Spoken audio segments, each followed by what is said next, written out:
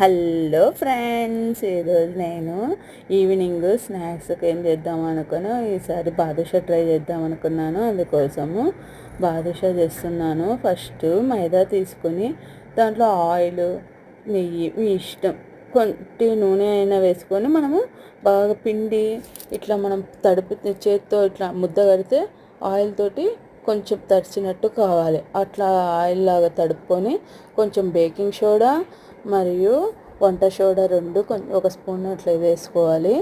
ఒక గంట అట్లా నానబెట్టి పక్కన పెట్టేసుకొని తర్వాత మనము బాదుషాలకు పక్కన చక్కెర పాకు పట్టేసేయాలి.